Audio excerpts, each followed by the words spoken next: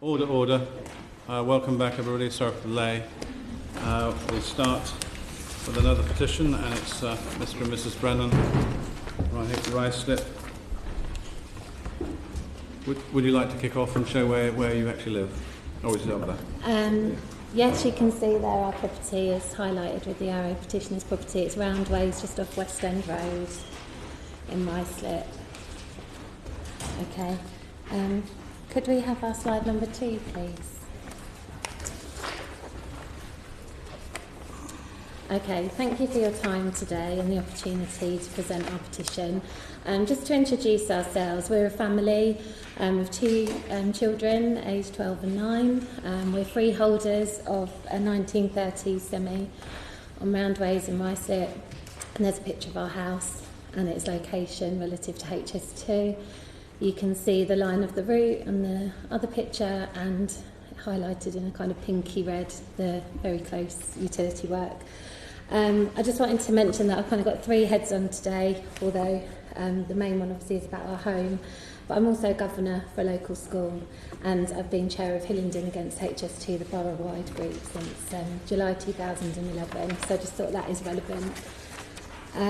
Slide 3, please. Okay, so there's a timeline there just explaining that when we bought our house, sadly for us, was only in July 2009. So we bought our house unknowing, of course, of the route, trying to better ourselves and move closer to schools that we wanted our children to go to. We know now that HS2 Limited were already very clear on the route at that point and were holding confidential meetings, but obviously that wasn't in the domain that we could see. Then we found out about the route in March 2010, and we're obviously really stressed. We thought it was going to go through our house or through our garden for what felt like forever. Now what feels like forever ago, 2012, they announced the tunnel, which of course does give some relief. But for our children, their lives have been impacted by HS2 since they were 3 and 6. As I've said, they're now 9 and 12, and as a family, you just can't overestimate the stress caused by HS2.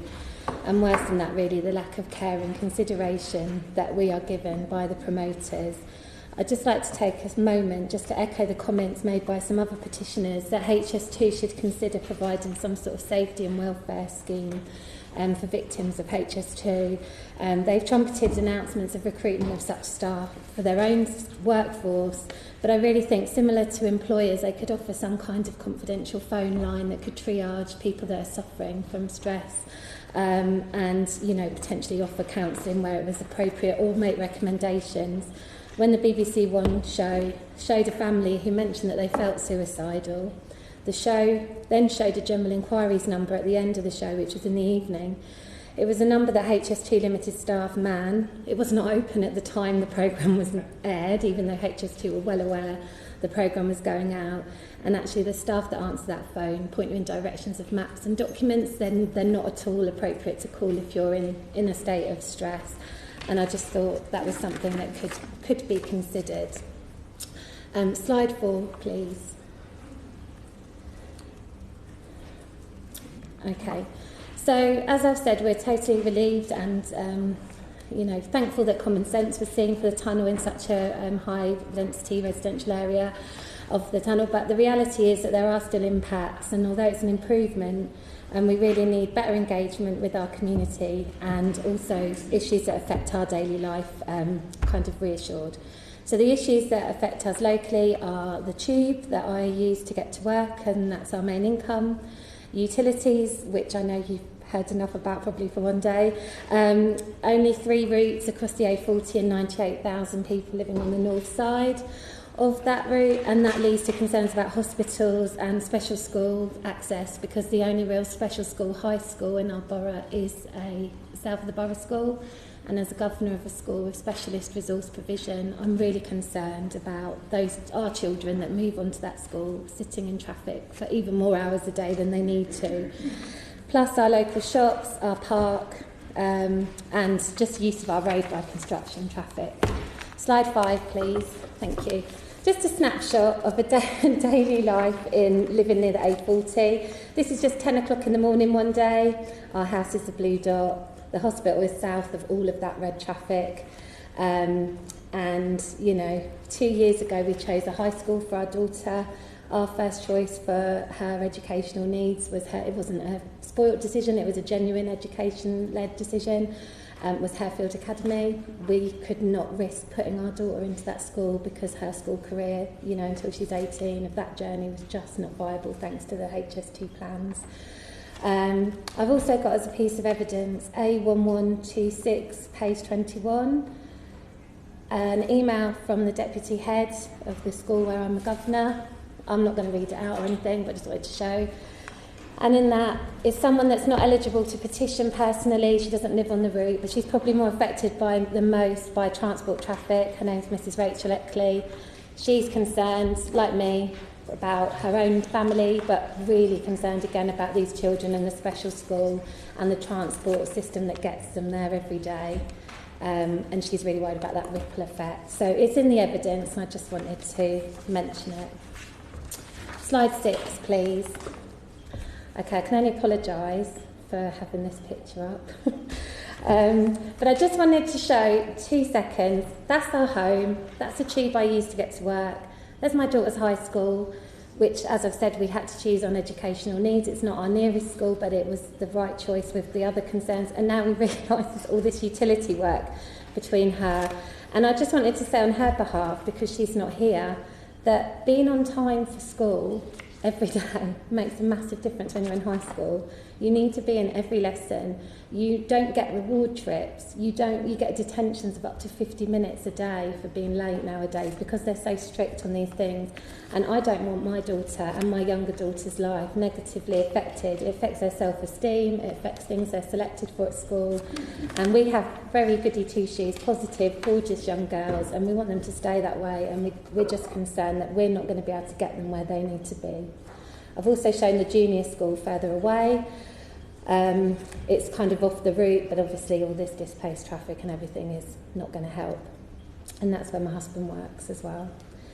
We know there's assurances being made, but we are just concerned that they're not specific enough yet and that they really need tightening up, and the community as a wider, not just some schools, they're the really important elements, but the wider community needs to be involved, and that perfect forum exists, are the community forums. We are there, we are waiting. We were unilaterally disbanded a couple of years ago, but we're all still available for such, common sense planning. Next slide, please, slide 7. Okay, so our main concerns, sort of coming back to our own property and so on, is we're concerned about settlement, a restrictive covenant that will be placed on our property with no compensation, insufficient subsoil payments, effect on HOAC, difficulty selling our home in the future, and this kind of theme of poor quality engagement that we've had to sort of suffer since 2011. And I'd just like to pass now to my husband, who's going to pick up on the first 3 points. Have the next slide, please. Okay, so this slide is about settlement and limits of deviation. We're concerned that the proposed route could move around within the limits of deviation required by the promoter. The promoter's witness, Professor Mayer, showed in one of his slides, which is, I don't know if you remember, it was slide 18 of his presentation. I can describe the slide if you like. It was basically a picture of 2 tunnels, one above another, and each of them had different troughs of settlement, one wider and deeper than the other. So he showed that different tunnel depth affects the width and depth of a settlement trough.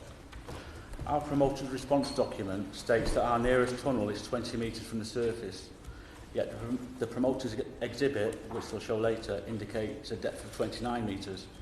It's variance like this that makes a big difference to whether the promoter thinks we need surveys and settlement deeds. In fact, in comparison to arrangements for Crossrail, the qualifying criteria now for surveys and deeds seems harsher. For Crossrail, it appears to be based only on a 30-metre zone. If the final route moves a few metres north, the predicted settlement trough moves too. Our main property will then potentially be over a 30mm settlement trough. The promoter should have this information later in one of their exhibit slides. I think it's slide number 7. It's been 5 years now and 3 years since a tunnel was proposed. It's absurd that the promoter is willing to survey the garage in our garden, but not our main property a few metres away. We want some certainty now. We think it's only fair and reasonable to expect what the government led us to believe we'd get: building surveys and formal settlement deeds, not mere letters of assurance. So, as the slide states, we request a formal undertaking of before and after structural surveys of home and garage and settlement deeds. So, essentially, the difference between the promoter granting surveys or deeds is about this much, millimetres. And millimetres predicted on a computer. And it's predicted on a computer, and it depends on the depth of the tunnel and the location of the tunnel. As for fixing any defects caused by the tunnel, how would they know what they're responsible for if they haven't done a baseline survey of defects? Can I have the next slide, please? So this slide is about remaining noise and vibration impacts. As Keri said, we're generally content that the proposed Norfolk tunnel mitigates a lot of adverse impacts. But the promoter's own documents do throw up one concern, and again it's linked to movement of the railway within its limits of deviation. As the slide states, and this information comes from the environmental statement documents, deviation of the Norfolk tunnel could bring significant adverse effects of ground-borne noise, and although it doesn't say so, presumably vibration too. The promoter's environmental statement goes on to suggest a mitigating measure, an acoustically enhanced track system. So, could this suggestion be turned into a formal undertaking? An acoustically reduced track system rather than an acoustically enhanced track system. I've taken the word from the document. Or better still, given that the UK has no experience of very high-speed railways and their effects, why not, as a precautionary principle, provide such an acoustically enhanced track system anyway, regardless of whether the route deviates slightly? Have the next slide, please. Okay, this slide concerns the promoter's suggested payment of £50 for subsoil, with no other compensation offered. The public at large was told that HS2 would provide the best ever compensation packages, but the reality is very different. For a start, we're very concerned that Clause 8 of the bill seeks to disapply Section 8 of the Compulsory Purchase Act 1965 and remove an existing right to redress property grievance. The promoter's response document gives their reason as being because, quote, otherwise the owners of land above the tunnels could seek to invoke these parts of the 1965 Act, end of quote. Removal of this would interfere with a statutory right to compel the promoter to buy a greater interest in the whole property because of material detriment. Given the lack of other compensation measures proposed by the promoter, in stark contrast to the surface route, we ask that Clause 8 of the hybrid bill be amended and existing legislation retained. We feel that this legislation must remain in place because it could provide redress if we have difficulty selling our property in future. Can I have the next slide, please? There are precedents with regard to subsoil. For example, the Law Commission's 2002 consultative report on compensation gave one from 1905, where a railway company wanted to acquire subsoil only and the value of the surface was diminished. More recently, there's Crossrail, and I'm told one of the promoter's expert witnesses is Mr. Colin Smith.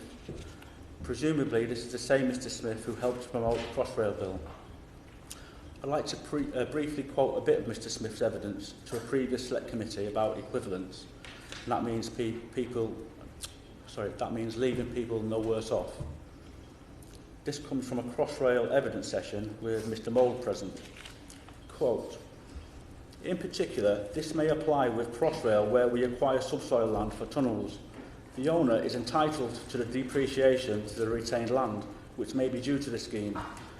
Therefore, if, for example, the property retained is worth less because of the impact of the scheme, that depreciation is also payable in compensation. Broadly speaking, those owners can get the depreciation in the value of their retained land. End of quote. As the previous slide stated, we will be affected by safeguarding and restrictive covenants. Additionally, the promoter wants to retain some sort of interest in our land through clause 47 of the bill. Nearby construction impacts, such as 6 months of utility works around the corner, will also affect us. We believe we are injuriously affected and want compensation in addition to any mediocre subsoil payment. In contrast to packages available at the surface route, the promoter is providing nothing.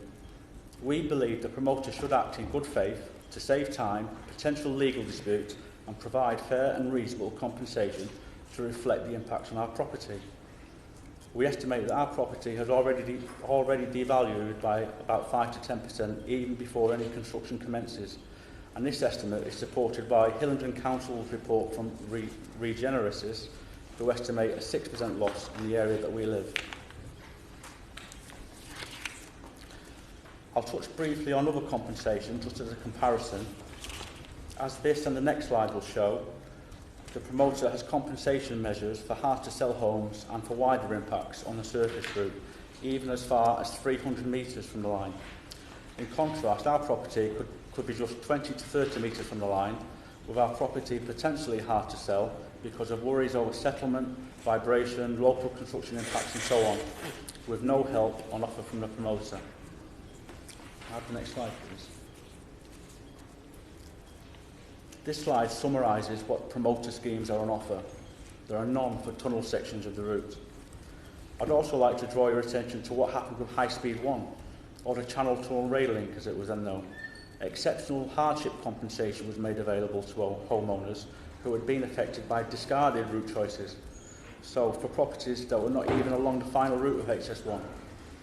We believe that the discarded surface route in Ruislip should be considered to have had similar impacts and so eligible for some similar compensation. Our property was blighted by the original HS2 proposal for a surface route. We tried to sell it in 2011 before the tunnel proposal. It was impossible. Summing up this section, we would like the promoter to give us fair access to better compensation schemes, just like homeowners on the surface route now have. We think this is a fair and reasonable request, particularly if our existing legal right of redress for material detriment is removed. My wife will just talk briefly about the HOAC facility, which you should be familiar with by now. Okay, slide 13. Okay, you already know how important HOAC is to us all and how many children use it each year, about 22,000. I just wanted to put it into perspective from another angle and just say that HOAC has been at risk since our daughter was 3 and at nursery. She's now 9.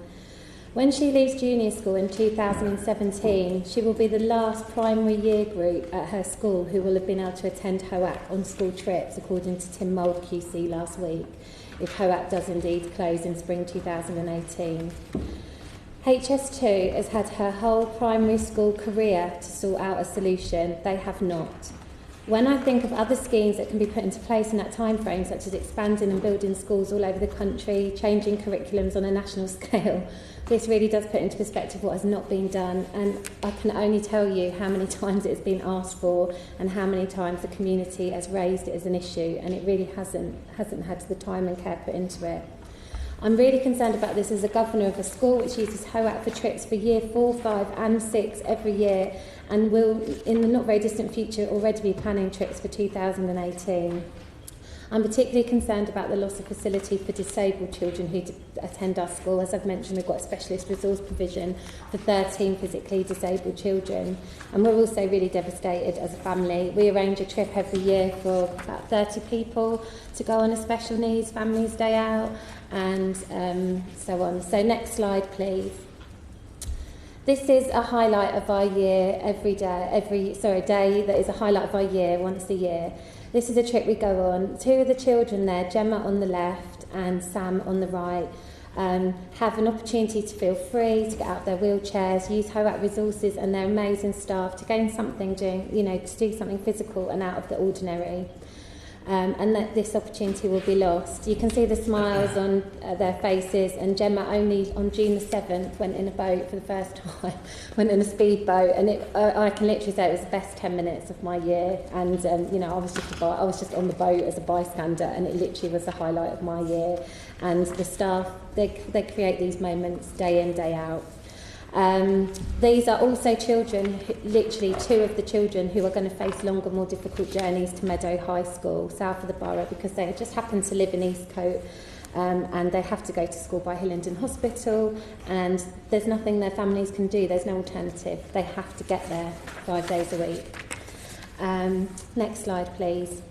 Just on a family note, this is a picture on the left of our very girly 9-year-old Sian, and she came home last week after a trip to Hoat telling me that her ambition now is to go caving. I'm not something I ever expected to hear, and just another example of the confidence and team building that they do for the children, and we just don't want anyone else to lose out on that. It's now part of our children's childhood, and we want it to be part of everybody's. Okay, slide 16 please. Okay, I'm sure you've heard a lot in recent weeks from other parties about a tunnel, so I'll briefly finish with a couple of my own observations about tunnel proposals. Firstly, we're concerned that the promoter hasn't developed their own alternative proposal for a tunnel. We thought environmental regulations required alternatives to be looked at, and this slide makes reference to some legislation which may be relevant. So we would like the promoter to develop their own tunnel proposal as an alternative to the proposed scheme, and to take into account its environmental effects in comparison to the proposed scheme.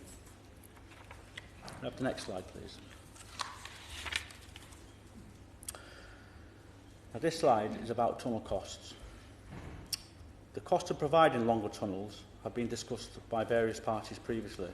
The only observation I'll make is that the promoter's own documents from 2012 in a report to government suggest that significant cost savings could be achieved with longer tunnels. The extract in the slide indicates a potential saving per metre of tunnelling costs of around 50%. We asked the committee to consider this point when weighing up the evidence for a longer tunnel. Can I have the next slide, please? And finally, this is just to summarise our requests. Before and after surveys on our home and garage, settlement deeds on our home and garage, fair compensation for loss of home value, access to other compensation schemes in case of difficulty selling home in future, a longer tunnel, common sense community approach to disruption and engagement. Thank you. Right, thank you very much. Mr. Mould. I'll deal with those issues in turn, if I may. Can we, in relation to settlement, can we put up P6897?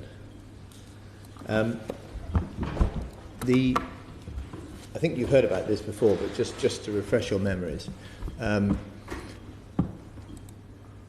the promoter has a policy in relation to the assessment of the potential for ground settlement, and Professor Mayer told you about that a few days ago.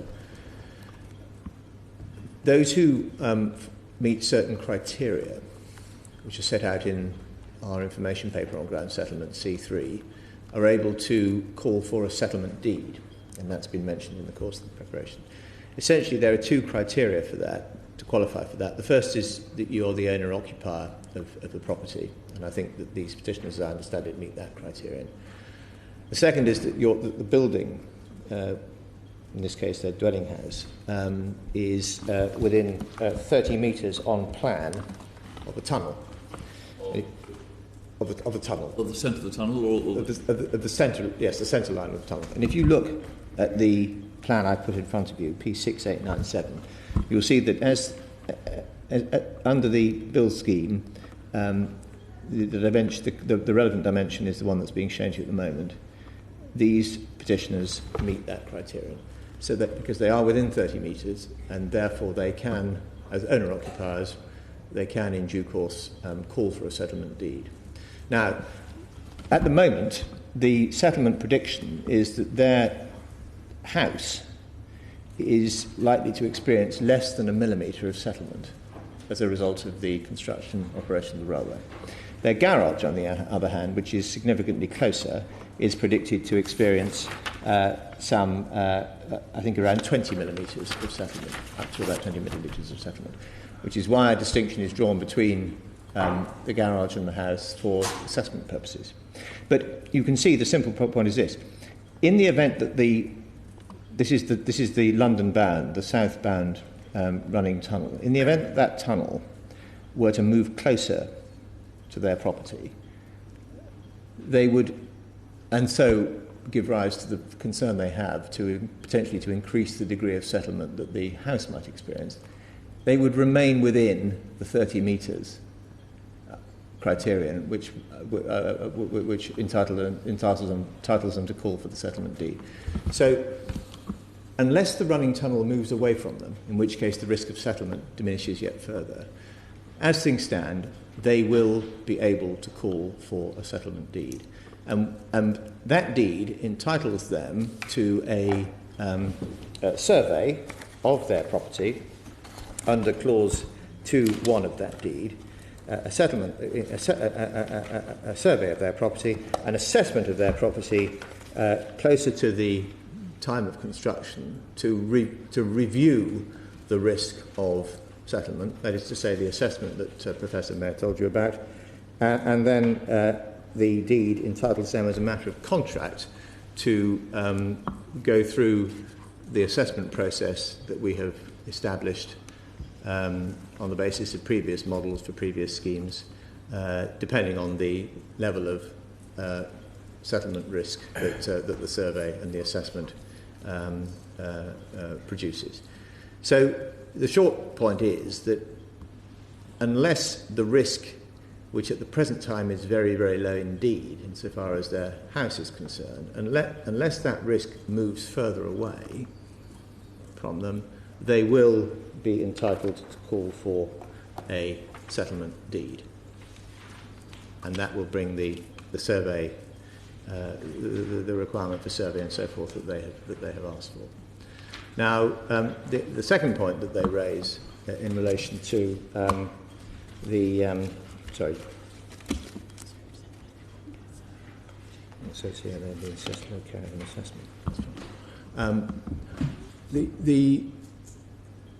next point relates to the vertical limits. They have drawn attention to the fact that under clause 5.2 of the bill, the Secretary of State has power to impose restrictions upon the development and use of their land, the garden actually of their land, which is within limits, in order to protect the running tunnel beneath it. But the practical reality here is that because of the depth of the tunnel, which as you can see is at 29.2 metres from surface, even allowing for the 3 metre vertical limit of deviation, which takes us up to 26.2 limits, and allowing for the 6 metre protective corridor that we seek in order to maintain the stability of the tunnel, there's still going to be a distance of some 20 metres between the depth of the downline tunnel and the surface of the ground. And so the restriction that the Secretary of State will impose on them and other properties going along the route which are in a similar position will only apply to a column of subsoil several metres below the surface of their land. And given that the land affected, in their case, is a part of their garden, there will be, one can say with confidence, that it is almost impossible to conceive of any practical infringement that is likely to have on the use of their garden as garden land. So, for example, if they were to put up a garden shed, it is inconceivable that would be regarded as something that where the restriction would bite, because it's inconceivable that would be deep piled to the degree that would bring this restriction into play. I just use that to illustrate the point. So, yes, the restriction will be there, but it will not affect their use and enjoyment of their garden for the purposes for which it is used, that is to say, a residential garden in a suburban area of London. The next point that they raise relates to ground-borne noise and vibration. We have put up, if I can just put up P6904.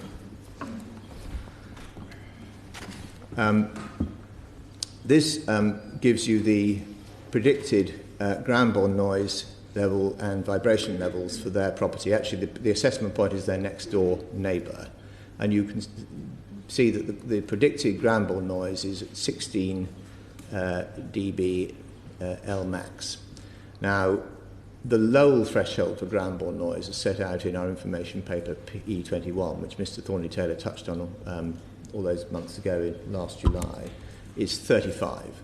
So they are very substantially below the level at which we say the noise is going to become noticeable or potentially intrusive.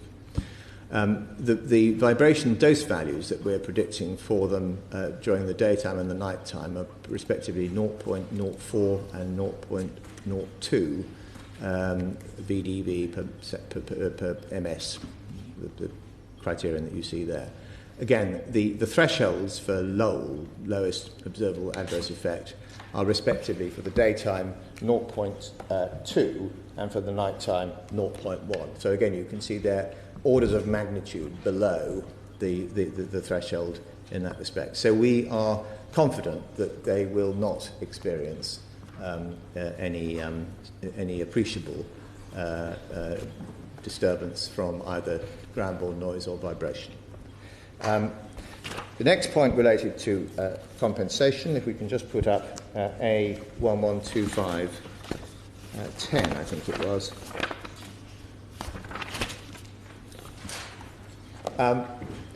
The passage quoted from Mr. Smith's evidence in the Crossrail proceedings, where I had the great privilege of being present while he gave it, is completely correct. And in the case of these petitioners, because we require compulsorily a column of subsoil passing beneath their property, for which they will receive a nominal sum, in the event that the construction or operation of the railway causes the value of their property to diminish, they will be able to recover the diminution in the amount of that diminution in value by way of land compensation, as Mr. Smith explained to the Crossrail Committee in the passage that they quoted. That is not in any way affected by Clause 8. The purpose of Clause 8 is to alleviate the Secretary of State from the obligation to buy hundreds, possibly thousands of properties along the routes of the running tunnels from Euston out towards to Ruislip, where the presence of the railway is limited to a running tunnel many metres below the surface, and where the operation of the railway, construction and operation of the railway, will be mitigated by measures that will result in the sort of levels of settlement risk and noise and vibration risk that I've shown you in this case. And clearly it would not be in the public interest of the government to be forced to hold large quantities of properties running along the route of the tunnel through London, just as it has not been felt to be appropriate for the government to do that in relation to the tube network, Crossrail and the Jubilee Line extension and so forth, to name a few in recent years. I think that covers the statutory position. The petitioners also asserted that, if we turn on to the next slide, that because they are proprietors, they own a property, a home above a tunnel, they are excluded from all of the Secretary of State's discretionary compensation claims. That's not correct. They are entitled to apply under the need to sell scheme if they wish to do so. The difficulty they may face, although this is entirely a matter for valuation evidence, the difficulty that they may face is that because of the position that they're in and because of the measures that I've described, they may find that the market, in fact, is relatively sanguine about the impact of the railway here. Relaxed, yes. But that, of course, is a matter on which I am no better placed to offer a view than anybody else. If they want to test the market, to see whether, in fact, the market's perception is that their property has been blighted by the railway, notwithstanding the prospect of these measures, the settlement deed and so forth, then, of course, that's entirely a matter for them, and they are able to make application under the need to sell scheme. The suggestion that the arrangements that I've described are in some way inferior to those that were available under the Crossrail scheme or under the Channel Tunnel Rail Link scheme is not correct. Our arrangements are actually, in terms of discretionary compensation, are somewhat broader based and more generous, if you will, than those which applied under the exceptional hardship scheme which applied to those earlier schemes, certainly insofar as properties above tunnels is concerned. I think these matters were dealt with in a letter that was sent to the petitioners on the 22nd, I think that's on Monday, but that followed a number of discussions that they had with petition managers in over recent times. I'm not going to touch on HOAC again unless you'd like me to do so. I have it in mind that I'm going to give you a progress report on HOAC, I think, on Monday in advance of the of Mr. Hurd's appearance during the course of next week. I've covered everything. So, thank you. Okay. What are your final comments, Mrs. Brennan? Well, we've been told by HS2 in the one discussion that we've had with them, not numerous, that we are not entitled to a survey on our home. This was as recently This is the 1st 2 of weeks June, ago. and it's been confirmed since that our garage will be entitled to a before survey. Obviously, if the line moves, we become more likely to be entitled or less likely, depending. But we're saying it's this crazy situation where we're that close to a tunnel. If we wanted to sell our house and we had this before and after survey entitlement, that would help us be more sellable.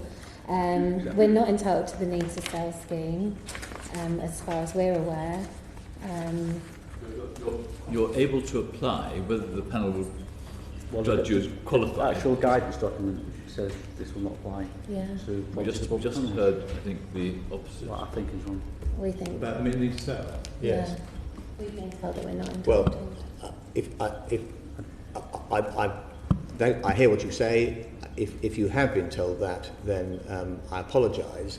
But what I am absolutely clear about before the committee, and I speak on behalf of the promoter in public session, is that eligibility to apply to the need to sell scheme is not excluded if you are a proprietor who would otherwise qualify for that scheme and you live above a tunnel.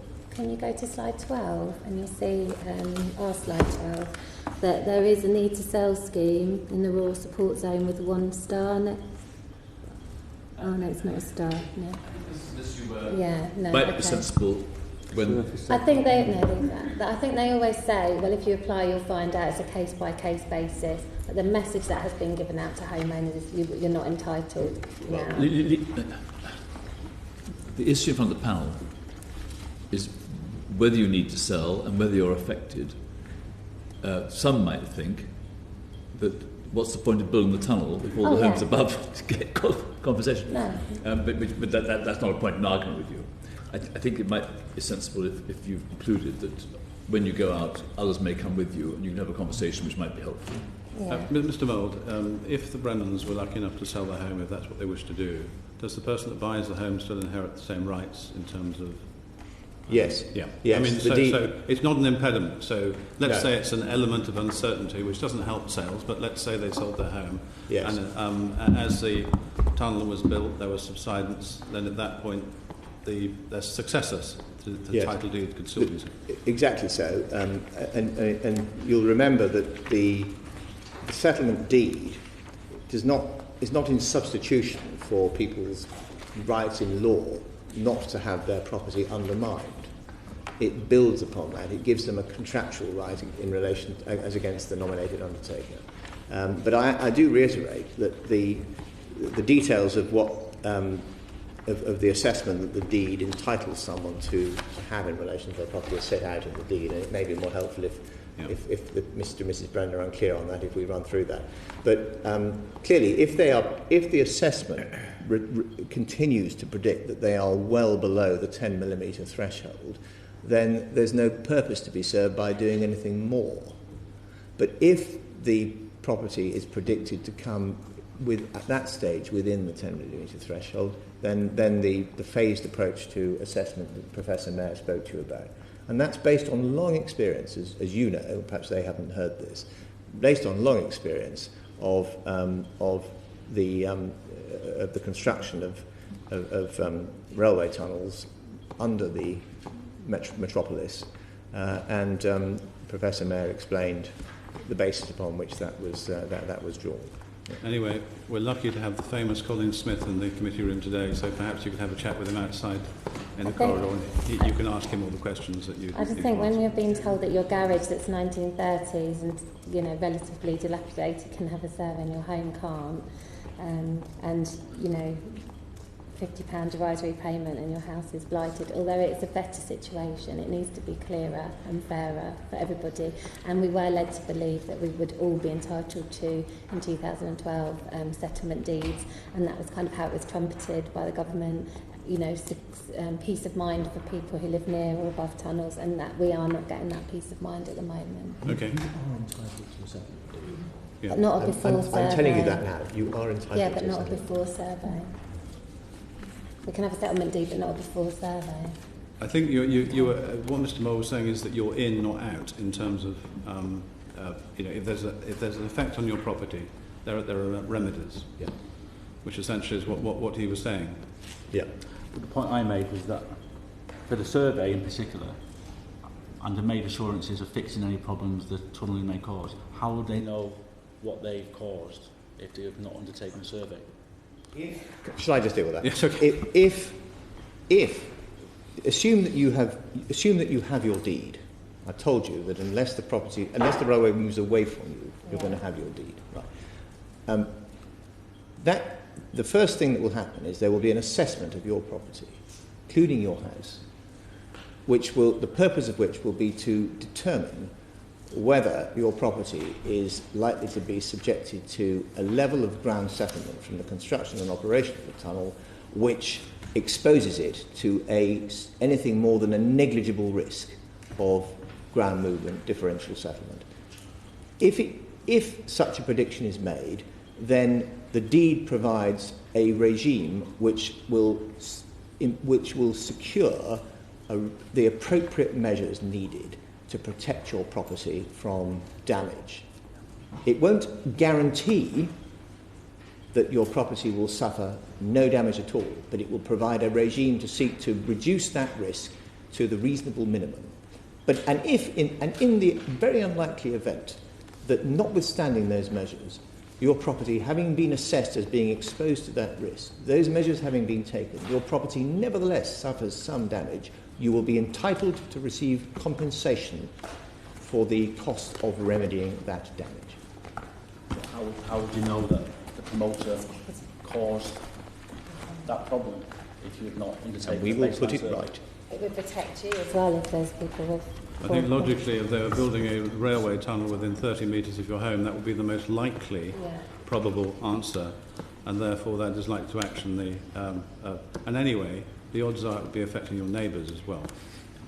Yeah. It isn't just going to zap you, it will zap some of the neighbours. So. Okay. All right, thank you very much, Thank Mr. and you. Mrs. Brennan, raising your concerns. Why is the line running against London called the down line? But I thought it was the up line. That, I'm afraid, I will have to take instructions on. I'm sure there is a ready answer to that. Yeah. We now have Jeremy, Seaborn and others on petition 1667. Sit down.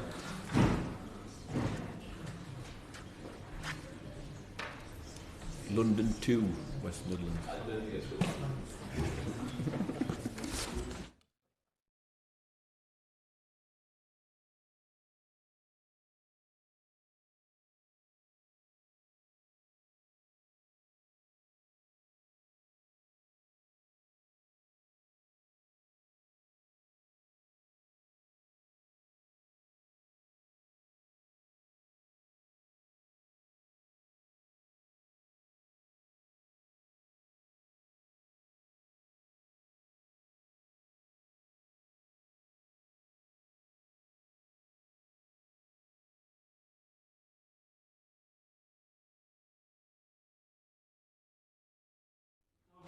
Good afternoon.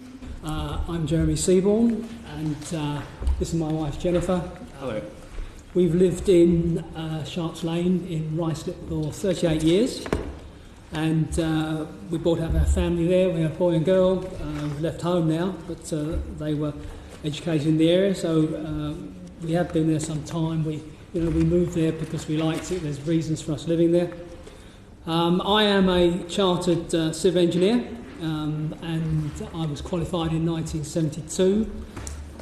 I'm now retired and I pay the reduced retirement rate, which is quite useful because there's a lot less than the main rate. So I spent 50 years basically in the construction industry. I worked for contractors, I worked on site as an engineer, I worked as resident engineer, so I do have a lot of experience, which did help me when it came to the documentation. The documentation is quite extensive. If you're not used to reading that sort of documentation, it can be quite difficult. Now I'm here to represent myself and my neighbours who live around me in Sharps Lane. But I do feel that I am actually representing sort of more people in North Ruislip than just my neighbours. We're all similar people. We have the same problem, as I will demonstrate. So what I'm going to do is I'm going to sort of identify the problems that it's likely that HS2 will cause. Mainly for us, it will be traffic. And then I'll introduce, I'll run quickly through my neighbours and the other petitioners. We'll look more closely at what causes the problem, and then we'll see if we have some solution to resolve that. So if we can have slide 1, please.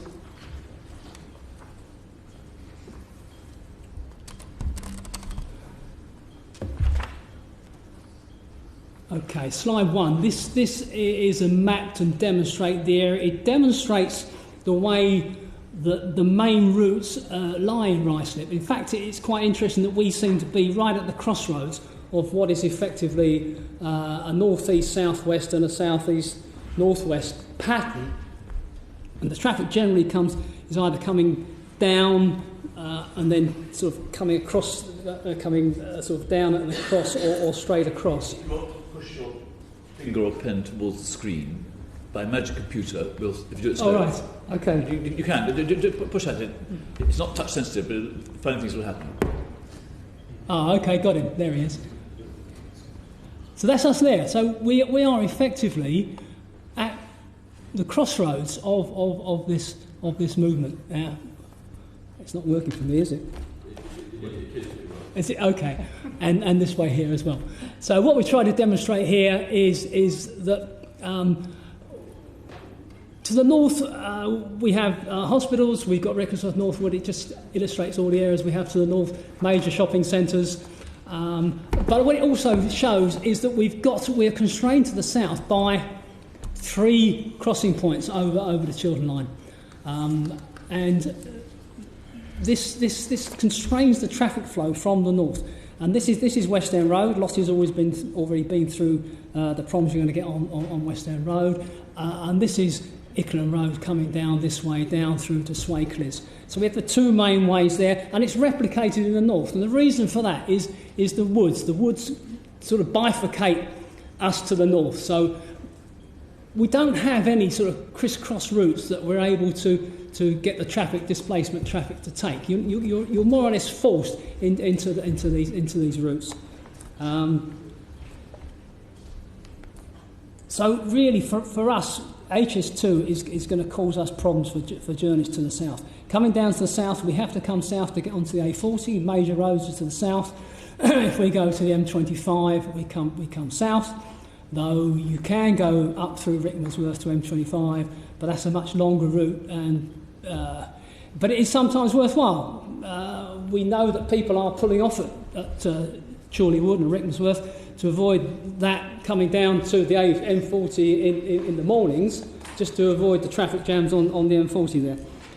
So we do get some traffic diverted already coming down through. So also what we've got now in the area are a lot of significant housing developments. We've got the development at the old RAF station. You've heard a bit of this, haven't you? I thought you might well have. If you can make a bit of progress. Okay. I'm afraid coming in later like this, a lot of it, and I haven't, unfortunately. That most of it's built up, but it's countryside.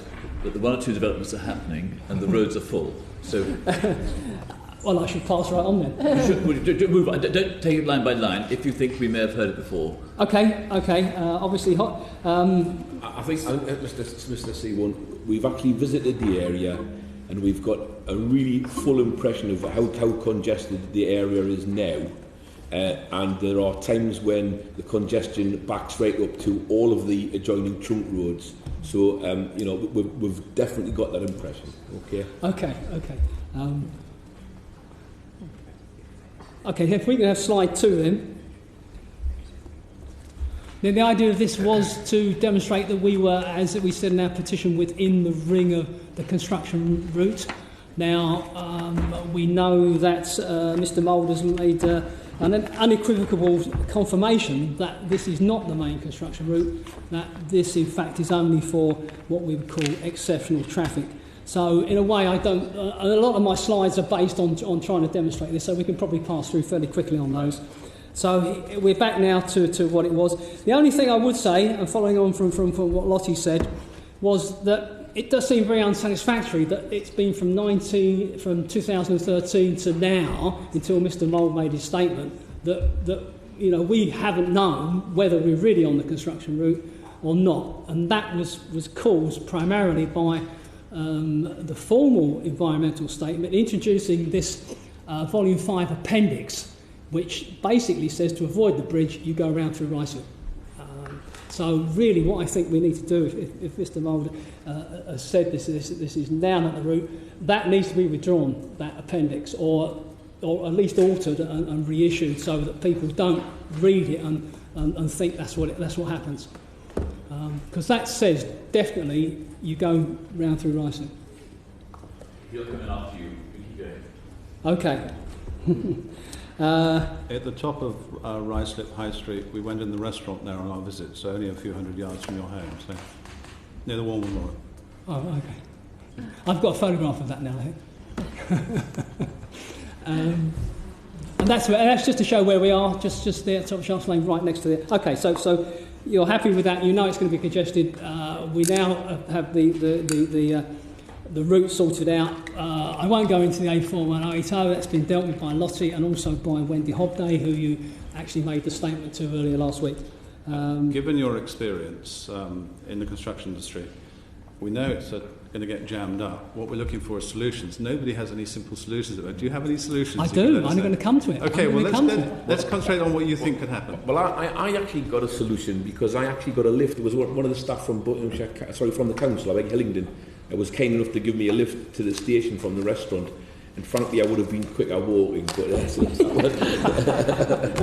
well, the thing is, we don't know as we sit here quite what is going to happen to us. That's the problem, I think. Okay, so I've got a lot of slides of Sharps Lane, etc., etc. I think it's probably not worth me showing those in a way. No, let's go to solutions, because if you've got the solutions, you'll be the top man in Hillingdon. Okay, so I think you should show them, just very quickly. My wife thinks I should just flick through. Go through them quickly. Just yeah. Okay, so can we have 3? No, don't forget 3. That's the letters about. Can we go 4? This is in evidence. These are 5, 6, 7. Right, 7. That just shows us. That shows the route. Okay, you can see. Pass on. At Sharps Lane, it shows people on. It's a narrow road. People on the pavement to get by. That's us on the right, number 11. Pass on. And traffic will be displaced too. You could have traffic coming down through Sharps Lane. So, okay. Now this shows the rural area, etc. Ruislip. Pass on. The reason we're still a rural area is that we used to supply hay to London for horses, and basically the landowners didn't want to develop it because it was lucrative. So that's why it never got developed. That's the reason. Ladygate Lane. What happened? Well, the cars came in. After 100 years ago, when they invented the automobile. Yeah, that's when they started to sell it off. So in 1920, you'll see there were no houses in South Ruislip in 1920. They've been built since then when they sold off the hayfields. Okay. The only thing, Mr. Mould, is does the route include Ladygate Lane or not? We're going to answer that. You're going to answer that one. Yeah. Okay. Yeah. So that's the question we need to answer. 11. That's just a view over the countryside. See how nice it is, showing Mr. What's his name now? The Park Farm. 12. This, I believe, came up this morning. This is the attractively wooded area, and this is the difficulty passing on the Harville Bridge. That's going to be a problem. So 13. Oh, okay. Right. So let's introduce. I won't go through the neighbours either then. We'll leave the neighbours out then. You can mention them if you like, just in case they feel you come all the way into London from the hayfields of Okay, Ruislip. very quickly. We've got... mention who they are, who you're representing. Okay, we've got Catherine Howard next to us. They're retired. They're similar to us. Frank and Denise, number 13. They have a business where he works in London. He's got two vans. He brings his London. He's going to be affected.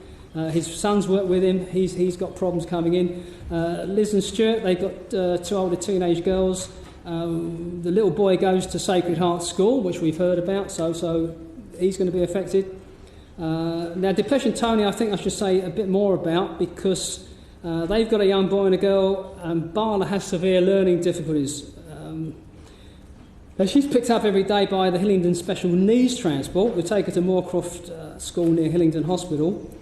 And until Barla gets on the bus, then Tony can't go into work, so she has to wait for her.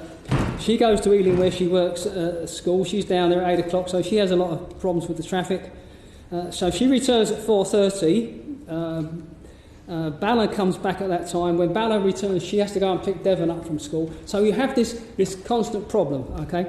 We've got John and Karen, 18, at number 18. He's got a local company. He drives around. He's going to be affected by any problems there. Simon and Patrina, similar, young company. Can we assume that everyone who's not housebound will be affected? Basically, yeah. Okay. And there's 3 more. And there's us. So we're retired. We should really be able to miss the traffic because we can listen to what's happening. So that's us. Okay. So that's the neighbours. But a lot of the neighbours have young children that have to get to. That's good. And we're worried about the pollution for them. Well, it's not just that. The basic road that they have trouble with is East Coast Road, which is the road that runs, from us going up in a north-east direction. That's the road that gives them most trouble, and that's likely to get worse because that's going to be one of the roads that people divert onto. Okay, so.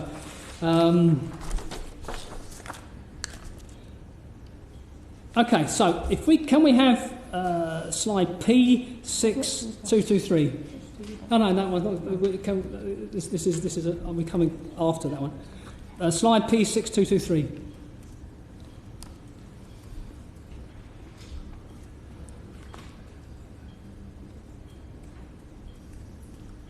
That's the one. Okay, now this is the spike that was demonstrated to Mr. David Knowles during his presentation.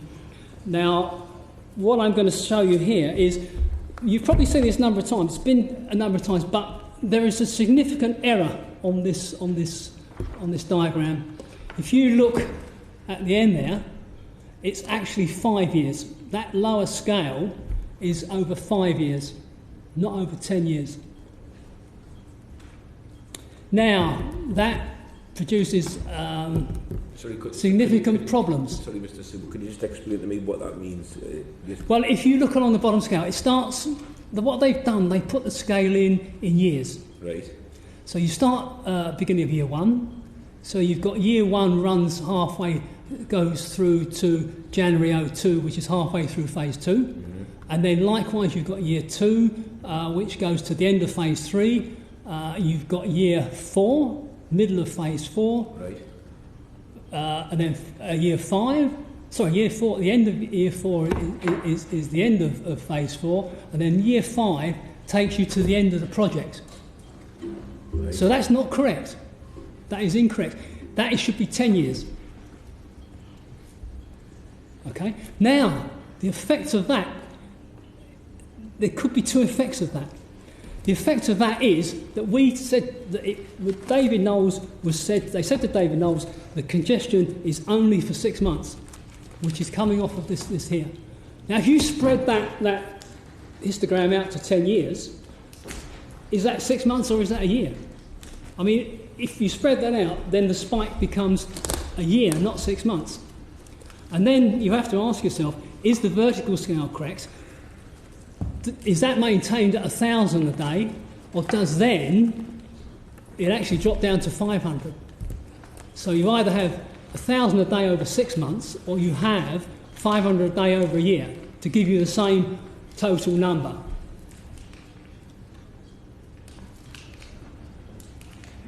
So sitting here, we can't resolve that. That's. We might be able to resolve the chart, but we still look. I was waiting to hear for the solution. Correct. To traffic problems. Correct. So, But this does affect what I'm going to go on to, basically. Okay. Now, I had some discussions with the HS2. I had a meeting with HS2 and on my PRD. I am told that 80% of that spike is imported material. Mm-hmm. It's imported material. Okay. So if we go back to A113013, go back to 13. And this is where it goes. This is the Ruislip retained embankment that it occurs probably 500 metres after the tunnel portal. It crosses the River Pin, and you can see the existing Pin Bridge down here on the right-hand side here. And it then crosses the Breakspear Road south on the bridge here, which I'll show you on the next slide. You can see the bicycle. There's a River Pin. The River Pin you can just see it. That's it. That's a River Pin coming through. It's not like the River Thames. It's a lot smaller than the River Thames. But it's an important part of the local It's an important habitat. part of the ecology of the area. This is actually the Celandine Walk here, which has comes up, it turns, it goes round that bend, and then it carries on down by the side of the golf course. I'm familiar as well. Okay, you've been there. Okay, have you been to this spot? I'm going to take you all the way through your project. Waiting for what you're going to propose. Okay. But you have to have this to understand. I'm sorry, but you do need this to get to that. The new embankment here is 8 metres high, so it's quite. So what we're saying is this is what provides most of the field, most of the field coming in the area. So if we go to the next one, 14. This shows you the bridge. Essentially, I've just done a calculation here on the ballpark figure to get some idea of what I'm expecting to be coming down here. Okay, and I get an average of 76 lorries a day coming down through there to fill that. This just gives some sizes of the bridge. Okay, if we can have a look at P62553.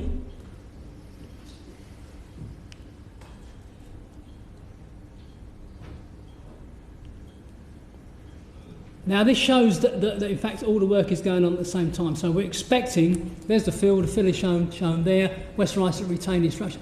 They're all being done in that first section. Okay. Now this at the top is your 10-year scale. So one presumes that's actually through phase 2. Okay. So there are a series of phasing maps. If we just very quickly go back to 6223, that histogram.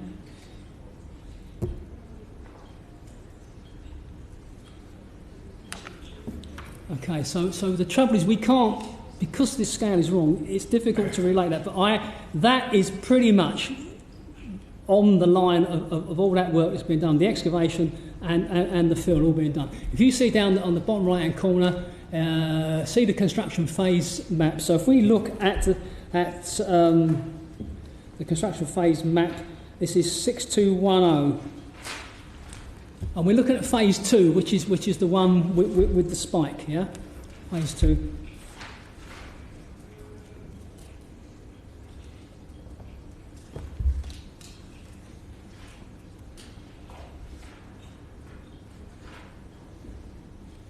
That shows you phase 2, and there's the timeline there, and it shows here you've got a 10-year. 10-year is phase 2. So this is phase 2. So in phase 2, what is happening in phase 2, as we've seen, is the.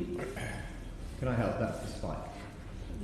That's the spike. That's the spike is yes. there, and you've got the retained embankment works there, and you've got this work in Harville Road, which I've looked at the drawings for that. There's very little fill going in there. This is the spike. It's the fill down there. But when you look at the numbers of lorries, there's only 30 going down there.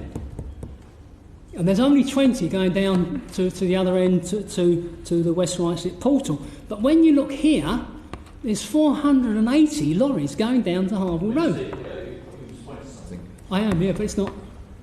My pointer's not working. Your pointer is working. You just got to relax. It takes a bit of time to catch up. Okay. I'm slightly lost because you're pointing to the fact that when we are bringing in the material to construct the trace, which the committee has heard evidence on from Mr. Smart, we have a very large number of lorries coming along Harville Road bringing in that material. That's the effect of the spike. No, it's not. It's coming in here. It's not going there. You're excavating that at that time. If you look on that. Shall I help with this? Because I think there's a misunderstanding. You probably weren't able to hear the evidence that's been given thus far. The material that is being excavated in order to create the Harville Road railhead and worksite is being, prior to the creation of the railhead and for a period thereafter, is being placed or deposited on other land in the vicinity. That's the so-called sustainable placement policy. The traffic that is coming in large numbers on Harville Road during this phase of operation is traffic that is bringing in material that is going to be used to construct the railway line, the trace. So it's the importation of material that generates these high numbers. It is not the exportation of material.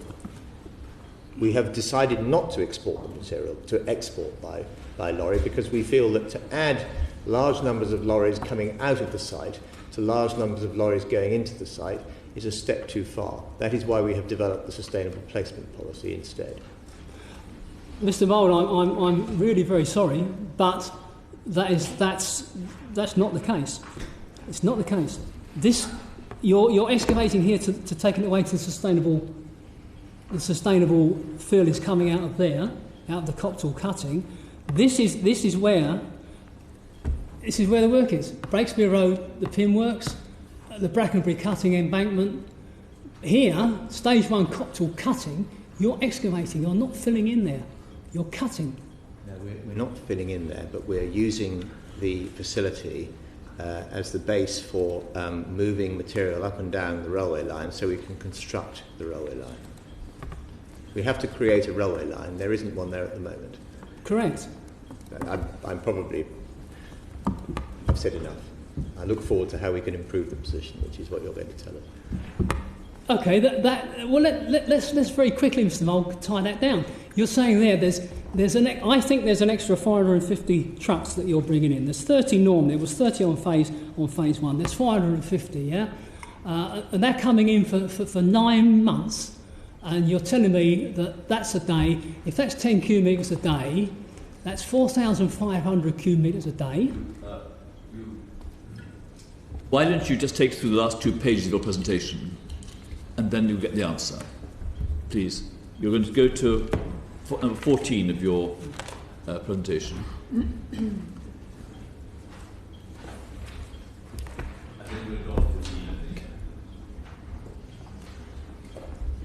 I was going to 15. Okay. I'm not very happy with this, to be honest with you, because I think. When you've finished, Mr. Mould will speak, and then you can come back. Okay. All right. Okay, and I'll give you. I'll work out. Will you just please finish? So, okay, I'll finish, and then we come back. Okay. If you want to put in paper some of your workings and send it to us afterwards, you can. That may well be a best idea, because this has come up fairly recently. That might be the better way, Mr. Carry on. Shall we do that? Shall we agree that I'll go through this, but I will write a little paper saying, I'm not saying Mr. Mole's wrong, but there's been such a lot of work on this that I think things have become confused. Do this page. Okay, let's do this page. Okay. Let me catch up with where I am then. I think you're a little bit ahead of us on 1 or 2 things because of the workings out. I think it would be helpful if we had something with the workings out. Anyway, carry on with this. Harville Road, construction access. Harville Road, okay, what we're doing. Obviously, we support the tunnel. Let's just get it out of the way first of all. All this will drop out of the way if we have a tunnel. We support the council on the tunnel. We support them having a West Ruislip garage. If it was us, we'd move the tunnel to the south of the garage. But okay, that's it. Now, there's two ways that you can get rid of that spike. Okay, 2 ways you get rid of that spike. One, you can change the material. 2, you can change the route. Okay, so let's just run through very quickly through the materials so that we've got that out of the way. You could use the excavated material. It's clay. But at the moment there's been no ground test. We don't know what it's like. Professor Muir, if you remember, said that the Reading beds, which consist here, they're complex. They're complex gravel and sands. They could be good, you don't know. But the London clay, firm and stiff, we quite like the London clay. The London clay, the New Year green cover, the cocktail cutting, that's London clay. You know, with the use of geotextiles and sophisticated compaction, you know, there is a possibility that you could use clay. You've got a gap, you've got 5 years for it to settle once it's built before you run the railway, so, you know, there's a possibility. Personally, I think the probability is fairly low. You've got to conform to a fairly stiff railway embankment specification, so there. Now, you could use local materials. There's obviously gravel down in the gravel pits, you know, so that would be quite a suitable material. You've actually got the National Grid feeder, which is quite a large area, which is an area retained by HS2. You could dig out there. You're looking for 100,000 cubic metres to do that embankment fill. You could then fill that with sustainable filling. You've got a hole that you could lose some of the sustainable fill. It's just across the road. It seems like a good solution. It is probably the only way that you... As far as I know, this fill's coming in from Denham. It's being trucked down the M25. Don't make assumptions about that. Just keep going with your proposals. Okay. So that's using different material. You can use a different route. Okay. So this is the different route. This is 15. What happened was that there was a meeting with the Ruislip Residents Association back in February, 20th of February 2013, and this was the scheme that was put on the table. Basically, unfortunately, of course you can't read the damn thing, but it's that top route there is labelled up as a 9 metre haul road. It's just there. You can just. I don't think. Can you blow it up? Is it possible to blow it up? Come across. It's not. A bit more. That one. A little bit more. Approximate 9 metre wide. This one here. It's there. Right. Access road. Approximately 9 metre wide access road to Breakspear Road and Ruislip Portal. Ruislip West Portal. So that was the proposal at the time. This, I think, was based very much on the draft ES, the draft environmental statement. Let's have a look at the next slide.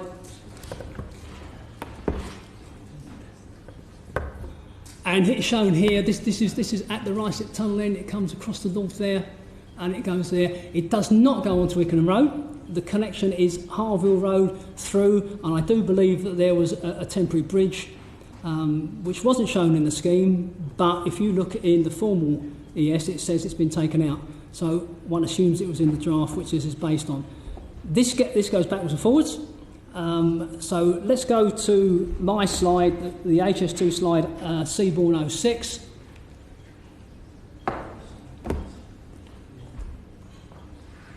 No, not my 6. This is the one that HS2.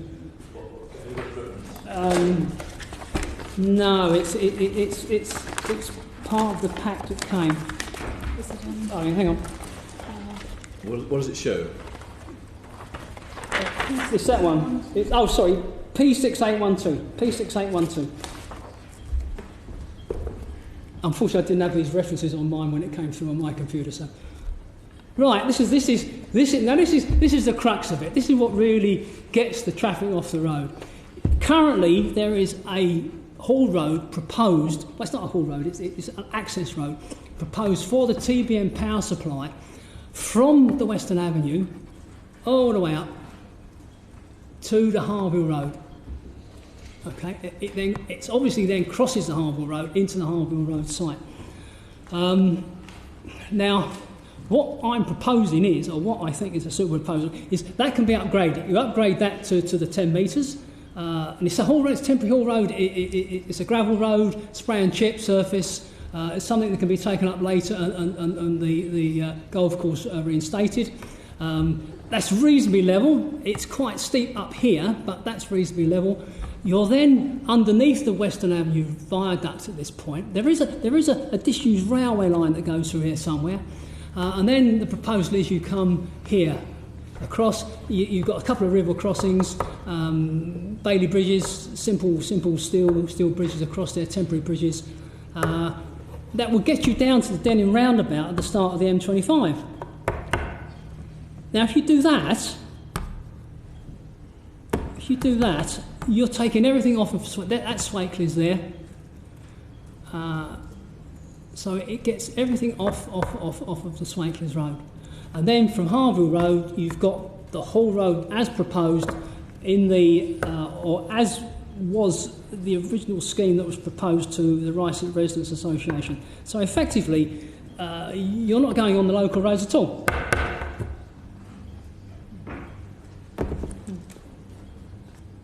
Now let me just check to see. You've rushed me through this. I've probably lost a few bits and pieces on the way. We don't feel rushed.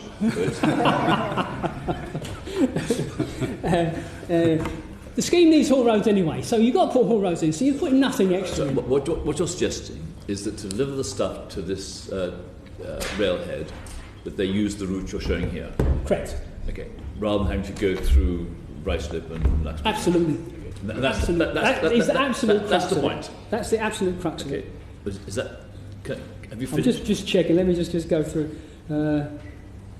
There is a little bit of a programme problem with the Coptal cutting. As Mr. Mole says, you are doing a big cutting job up there. Don't solve other people's problems. Okay. I think you've come to us essentially with the suggestion that this haul route should be a delivery route for the lorries that need to come to deliver stuff to the railhead. Correct. I think if you're satisfied to stop there, we might find it useful to hear Mr. Mould when he's... That's fine. I mean, I've got a lot more detail, but that's the nuts of it. And it would be have to widen, it had to be upgraded. And I see there's a viaduct that would also be needed over a river. Sorry, the viaduct... Some Bailey bridges. There's a piece of Bailey bridges, not across the viaduct, but across... The viaduct crosses two rivers and an old railway line, because from the point here, where the black arrow is at the present time, to Swakely's, it's actually quite steep. And this is the Western Avenue viaduct that actually rises up and takes out that steepness in the A40. Now that's why I put in an underpass and roundabout to solve the problem. Yeah, absolutely. So you're there's about 5 metres clear under that viaduct. So you get a lorry under the viaduct. So it is possible to go under the viaducts and pick it up the other side. Next time you make a presentation like this, do put the last page on first, so we can understand what you're going to get to, because otherwise it takes us some time to actually understand. That's a point worth making. Right. We looked at the option of a haul road, not exactly as is shown on this plan, which is our understanding of the petitioner's proposal. The point at which the option we considered deviates from this proposal is as one approaches the Western Avenue. We looked at a proposal which would involve gaining access to the Western Avenue, to the A40, at a point around the Swakely's roundabout. The reason why taking it westwards, as proposed by the petitioner, the reason why that particular stretch is not at all desirable is that it involves passing across areas which are protected as sites of special scientific interest, as meadowland. Now, we considered it and rejected it as part of the development of the scheme, the idea of putting in a haul road on the western fringe of the golf course, because it involves two significant environmental constraints. One is there's a belt of ancient woodland broadly where you see the arrow at the moment. And the second is that it would involve that there's this SSSI which protects meadowland in quite a large area, which is being identified at the moment. And our assessment was that you would either impinge significantly into the one or the other. And that was, and as you know, our policy has been to seek to minimise direct effects on interests of that kind, statutory protected nature conservation interests, as we have developed and promoted the route. That said, we have more recently been reviewing this, whether there is an option for a haul road through here. It does present difficulties with regard to the timing, because as the petitioner has pointed out, and we made our case for us in a way, the spike occurs relatively early in the process, and so one would need to have the haul road in place in order to enable it to deal with the spike. It would, of course, might provide the potential for alleviating the traffic in the out of peak, much longer section of the construction. But it does have these constraints. So we have been looking at it. We continue to consider it. But at the moment, it's not something that the project is able to recommend. I mean, the point is we understand sites of special scientific interest in ancient woodlands, but you're going to inconvenience 11,000 people very severely for a period of perhaps 2 or 3 years. Yes. And at some point, one may not be able to wholly hold to that policy in this area for the very reasons that we've heard from petitioners. And I entirely accept that. And it's with that thought in mind that we have returned to have another look at this, to see whether whether that kind of consideration it ought to be brought to bear. But what I want to do, I mean, this is all of a piece of what we told the committee, which is that we have kept options under review. I'm sure the committee will want to hear more about this once we have completed our work on it. But I think that what I wouldn't want to do is to raise expectations unduly beyond what I've said at the moment. It does involve also taking an access through an existing commercial site at the top end here, something of that kind. It sits alongside a golf course, which, as you know, is already the source of concern from Hillingdon. It's an important part of their recreational offer, and the challenges of getting an access to serve quite a large number of lorries during that spike onto the A40 somewhere around Swake's roundabout.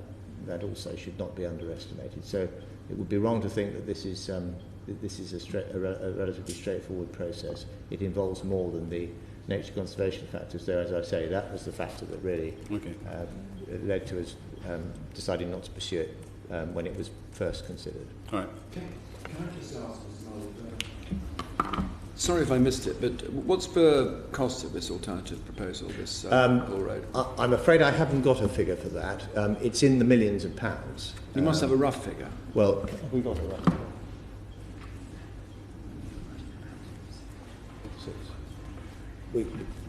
A very broad order, I think, is of between £5 to £10 million. But as I say, I don't. That really should be treated with considerable caution, because we are in the process of reviewing this. And can we just come back? I just want to come back to the ancient. You mentioned ancient woodland. Yes, there's a belt of ancient woodland, which is. And so you remember from the Hillingdon Council's presentation, we've got a golf course which is quite actively used on the to the left, the right hand side or the east side of the notional blue line, and then we've got an area of golf course land which is at the moment relatively fallow, which was shown. You were shown by the by Hillingdon Council's witness on his slides last Monday evening. So that's the sort of basic layout of the existing geography. Thank you. Good. Excellent. You had a point, Mr. Seaborn. Well, I was going to say that there is a disused railway line that runs here. That line that runs down through the centre there is actually a disused railway line. Now, I know it goes through, I don't think it's an SSI, it goes through a site. It's not. It's woodland. It's some area. It's not SSI though. So that is a possibility. The only thing about coming up to Swakeless is, as I say, it's quite steep. So if you're on the ground, it's a bit of a problem. That's why I've always suggested going the other way. What's that it's level. disused railway line currently used as? Is it a public highway? It's nothing. It's just disused. It's nothing. It just runs through. It's actually this is a sort of broken area of land. Whether I'm not even sure who it belongs to, but there is a point just about where it says new 500 million viaduct, where there's a fence, and then from south of that, I think it's a nature reserve of some kind, but I'm not sure. Okay. I mean, I've cycled up and down there, so I know it's just a rough. Well, it's the track, the ballast is still there, but the track's gone. It's a possibility. I mean, there's no point doing more just mentioning. You have to both get the lorries off the Western Avenue and back onto it, unless they're going to come out some other way. But that's the matter. I think. I mean, I can't say fairer than Mr. Mould said. He's looking at it. I mean, what he's can looking I at it. say? If you want to, as I said before, if you want to put anything on paper or any further thoughts, we'll pass it and copy it to promoters and us. That's fine. So who do I write to? I write to you here Write at to the me House as of Commons? chairman, and I'll give it to Clark and copy it to Mr. Mould. Okay, yeah. It's just there's some significant number differences that don't make sense. Six your most important points. And this suggestion and this illustration have made your visit worthwhile. Oh, thank you. That's I can't say more. You know. I wouldn't say it for all the rest of it, but that's... You haven't read it yet. All right. Thank you very much, Mr. Seaborn. Thank you, Mr. Seaborn. Well, thank you for hearing me, and I'd like to actually thank the council, London Borough of Hillingdon, for doing that tunnel work. Yeah. And I'd also like to thank, as I got the opportunity here, Lottie Jones and Keri Brennan for the work they did for these stop HS2, Ruislip stop HS2. So very much thanks to them. Okay. Okay. Thank you very much. Thank you. And still, we would still like the tunnel, please. Okay. I did say that. I did say that. I didn't say that at the beginning. Oh well. Oh, Sim, I noticed that. Okay. Probably way. Thank you. We now move on to petition 819, which is Christine Leonard, represented by Joe Rukin.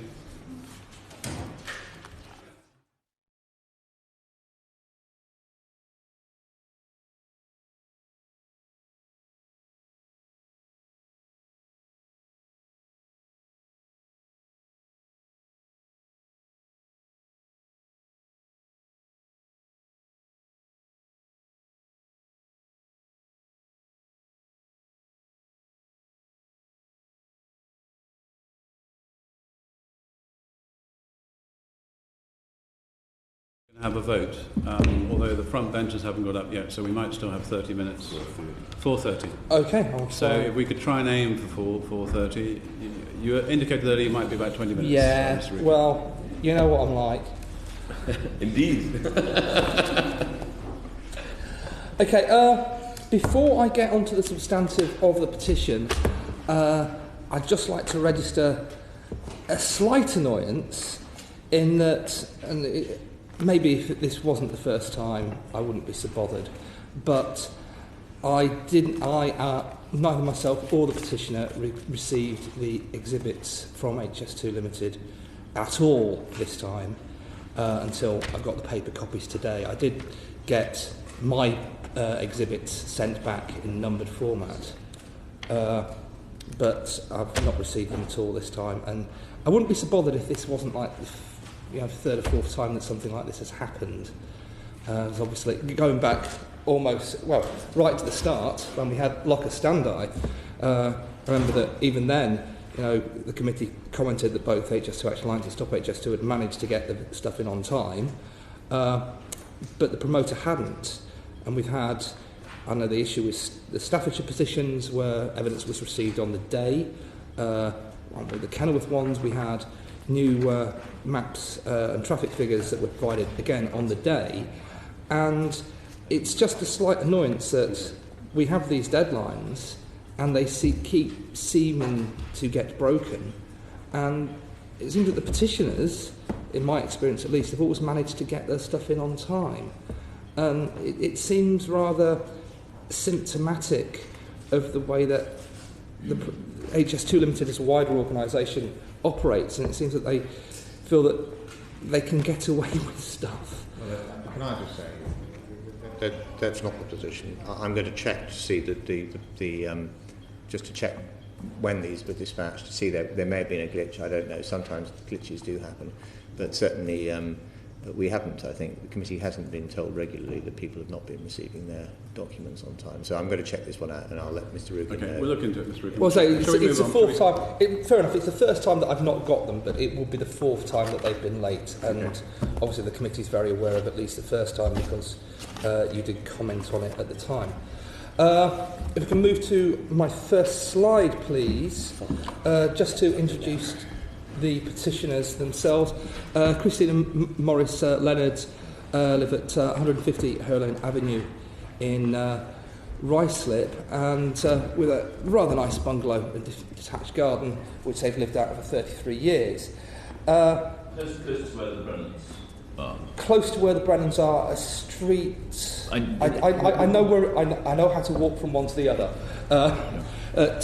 Close to the rugby club, and they back on to the line very much like the Brennans, and the garden itself is subject to subsoil safeguarding, which is something that is the main gist of this petition. I'd also like to say that I'm here today because Christine really couldn't manage it due to health reasons. She's got osteoarthritis in both knees. She, from a physical point of view, simply wouldn't manage all the stairs that have been required from getting on the tube. And emotionally, she's been very upset by this process, and I think that it's far better for her mental health that she's not here today. Could we just look briefly at P6825?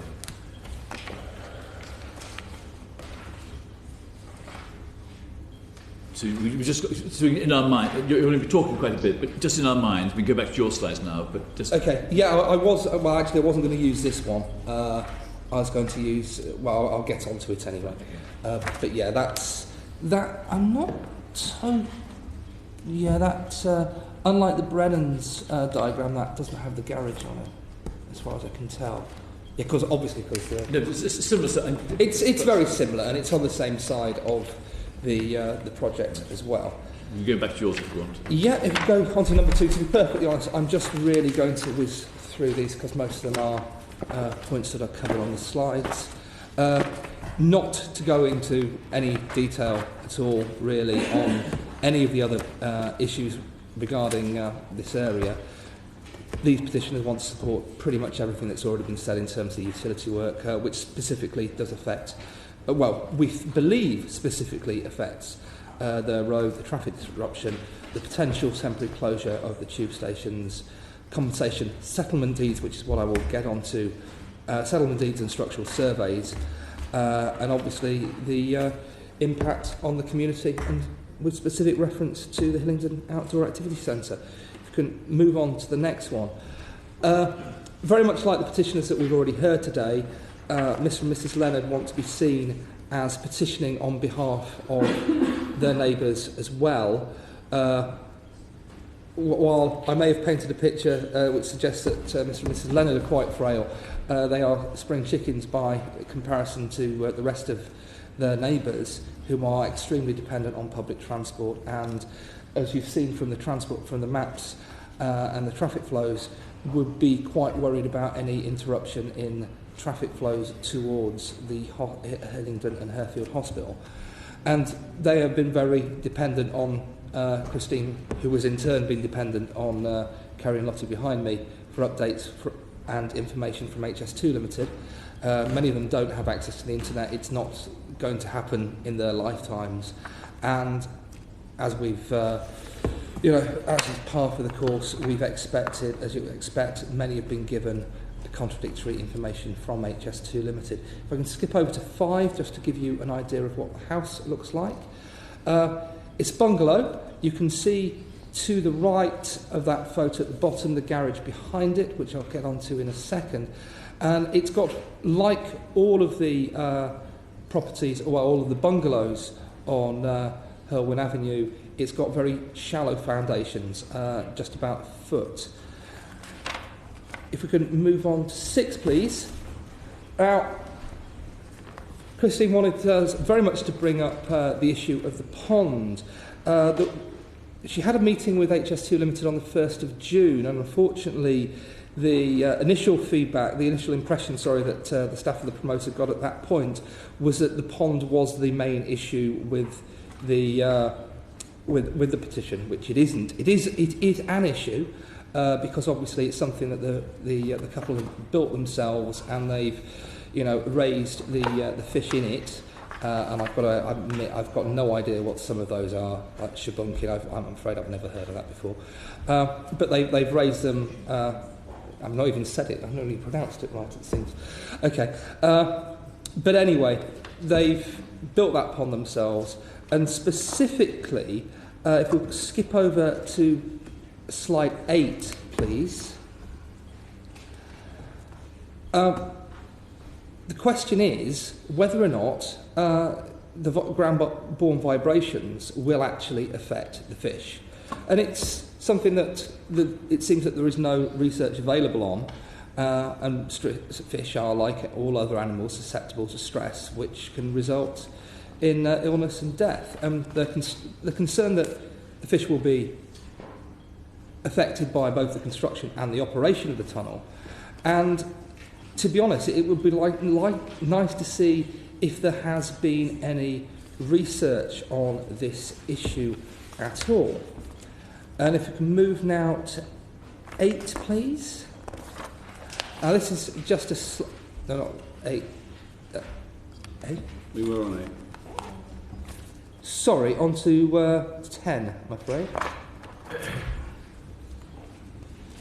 Yeah, simply that there seems to be no evidence whatsoever in terms of the potential impact on the animals in the pond. I just thought I'd show you this because this is, they call it the bus stop, which I'm quite glad they've got a name because I don't think it's a shed and I don't think it's a gazebo. But this is in the garden, and it's very much like Mr. Langton's petition all those months ago from Burton Green, is we've got a bit of a spot the difference coming up. If we can go between this and what's on the next slide, which is the house. And the answer to the spot the difference question is potentially best shown on promoter slide 6824, which is that the house is in the area which is predicted to have less than 1 millimetre of movement, and the bus stop is in an area which will have more movement and therefore potentially can get a structural survey. Oddly enough, HS2 Limited have said that the fish pond can get a structural survey because they've determined that it's in the area that will have potentially more than 10 millimetres movement. However, how they've made this assessment when they've never visited the property, we are uncertain. But this is the concern, that the house doesn't get a structural survey, the fish pond does.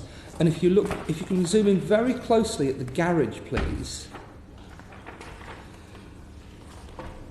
you will notice that it does seem that, whether deliberately or accidentally, the property, or at least the garage part of the property, has been determined to be outside the 1 millimetre, outside the 5 millimetre movement zone. When you can see, if we can zoom in just one more, part of it is actually past that orange line, but for some reason hasn't been highlighted in red. That corner there. So the garage is in a separate zone in terms of underground movement. Now, it's very similar to what we've had with the Brennans, with the idea that the house isn't going to move, but the garage is. In this case, HS2 Limited are willing to go as far as a pond.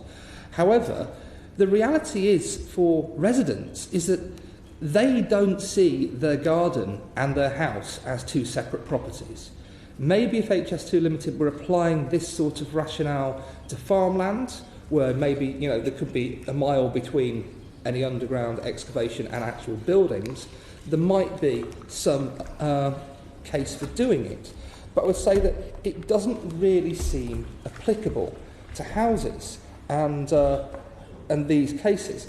And just to clear up what Mr. Mould was saying about a settlement deed, I'm afraid that reading HS2's reading directly from the HS2 documents, the Leonards would not be entitled for a settlement deed for the house. Relating... I suggest, rather than you answering what he's got to say, you say what you want to say. He then. Well, I was sort of answering what he'd said in the last. Because what he said, what we heard him say to the Brennans is because they were within the 30, they were entitled to a settlement deed. No. Sorry. Joe. Sorry. I'm just telling you what we heard. Don't contradict me, please. If the person you're an agent to has their home closer than the Brennans, the same will apply. Saying it's better if you get on through what you want to say to us, let Mr. Mould reply, and you can then come back. Well, that basically is what I wanted to say, because it was already in... Are they entitled to a settlement deed? Question. No. No, I'm not asking you. The question you're putting is, you want them to be entitled to a settlement deed? Yes. Okay, but that's fine. If that's what you might want to talk about direct car access and other things, which you want to put on her behalf, and then Mr. Mould can come back. Okay. Do you want me to quote from section C3? I want you to say what Christine wants, and then Mr. Mould can come. I don't want to argue with you about the settlement deed now, because that has a simple solution. Okay, if we can move to... was it 11? Mr. Leonard is basically concerned that there will be any closures to Heroin Avenue. She's completely dependent on car usage and got the blue badge, unable to walk any distance. That's one, as I said, that's one of the reasons that she's unable to come here today. And we'd like an assurance that the road will not be closed during construction, or more importantly, the diversion of the diversion of utilities. And finally, I'll just put up the wishes. Next one. As I say, an undertaking that will be direct car access, an undertaking that negative impacts will be put right. This is one of the issues with the settlement deed, is that people have to ask for work to be done. They have to apply for the deed. It's not automatic for people who are potentially affected, and that's, again, in the guidance, and very much that they want peace of mind. And finally, I think probably actually covered all this now. Last slide, sorry. They would like specific information about tunnelling with the current boring machine, with the proposed boring machines, under similar properties. Now, we've had reports about the effects of various boring machines, but actual information and evidence on the effect of similar properties, and not necessarily bungalows, but definitely buildings with as shallow foundations. And most importantly, is that while the pond is allowed a pre-structural survey, to give the house a pre-structural survey, and indeed the rest of the properties on that road, where the tunnel may be going under the garden, but people do not consider the garden to be a separate property from the house. And it seems ludicrous that part of the property, in some cases, there aren't many cases, because obviously not everyone, like the Brennans or the Leonards, has an actual physical structure in that part of the garden. But it seems absolutely bizarre that the promoter would seriously send out someone to do a pre-structural survey on a pond, but not the house, at the same time as they're there. And if Mr. Mould wants to respond. Sorry, I completely forgot. There is one point. Actually, no, I'll do this after you've responded. Mr. Mould. Well, it depends what Mr. Mould says. It's related to the things that you didn't want me to say until you've responded. It's not going to be your plan. Well, okay, let's have Mr. Mould then. I hope you won't need Mr. Mould. If we could put up P6825.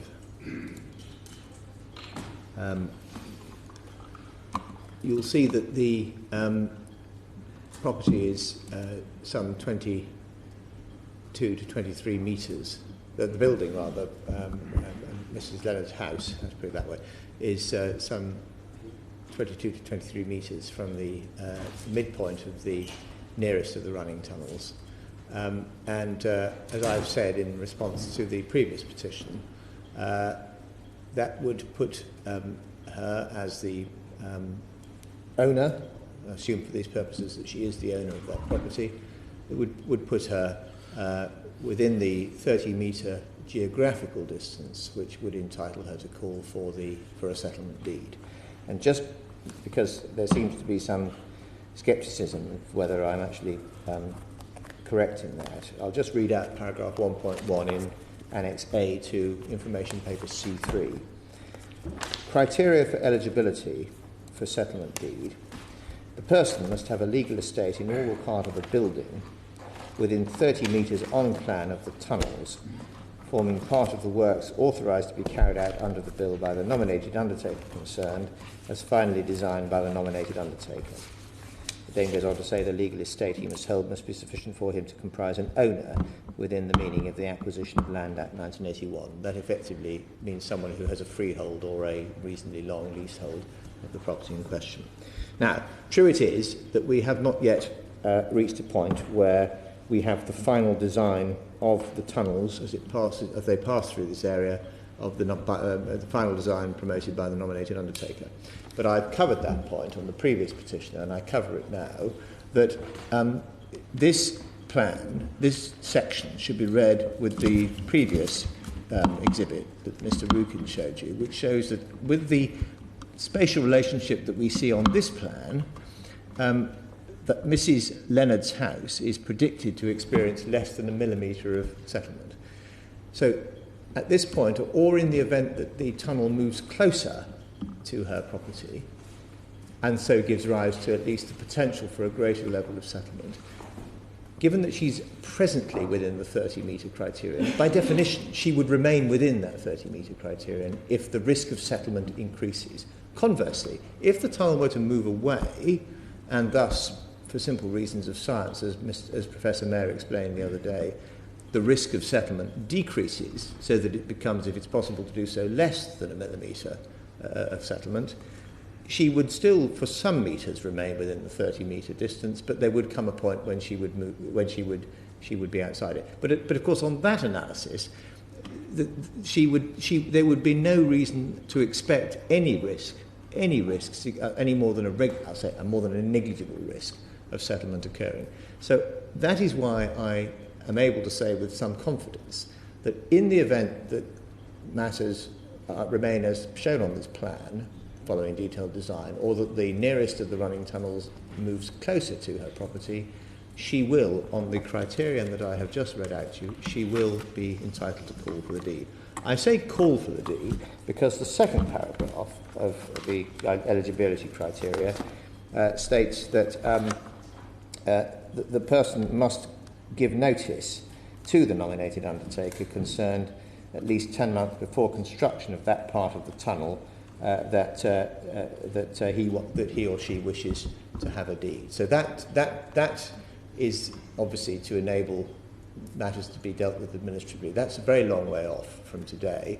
And what is going to be set up and will come into operation, I think, the present intention is later on this year, is a sort of pre-registration arrangement which will enable people to say, I would like to register to call for a deed at a point at which the design is sufficiently advanced that the deeds can be provided. That was how things were done with Crossrail, as I recall, and we intend to operate a similar arrangement here.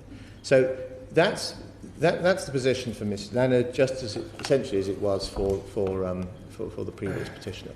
Now, as I've said, the deed then entitles the beneficiary of it to contractually to the assessment process that Professor Mayer explained to you, and that would involve a reassessment of the potential for settlement resulting to, in this case, Miss Leonard's house from the construction operation of the railway and tunnel, and in the event that any significant risk of settlement is predicted, that one of the things that may then follow is that there is a structural survey of the property.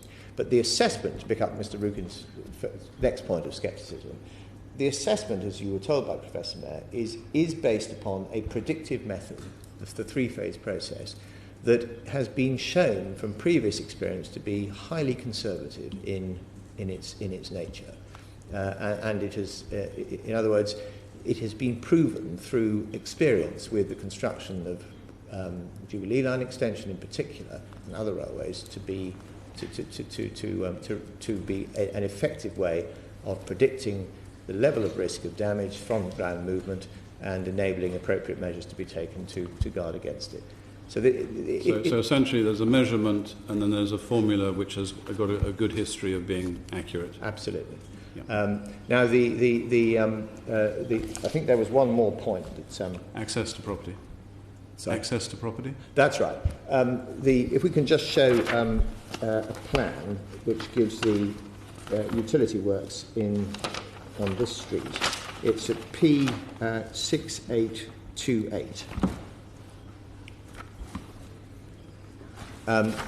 Here is Hillwyn Avenue. We have included some land within bill limits towards the western end of Hillwyn Avenue for on the same basis as we have with other streets that you've heard about. I don't need to go over that again.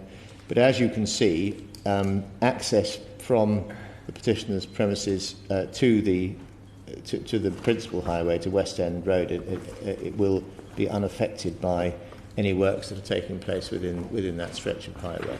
The most that may happen is that there may, for some short period of time, be some traffic light controls along that stretch, which would mean that she may have to wait if she's travelling along that stretch and the light turns red against her whilst utilities works are being carried out.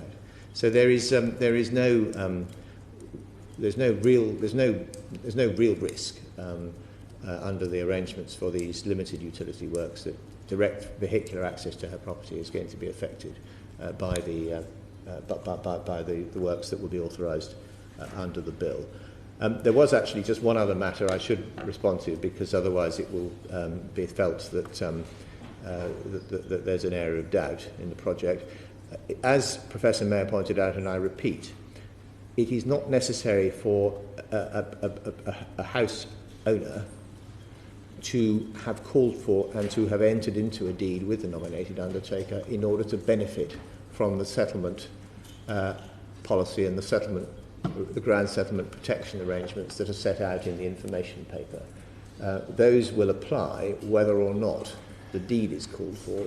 The advantage of the deed is that it gives those who have the benefit of it a direct contractual relationship with the nominated undertaker, whereas those who fall outside the geographical criterion, that is, they take the benefit of the general policy, which will be, of course, be built in, as with noise, design criteria and so forth, into the contract for the construction and operation of the project.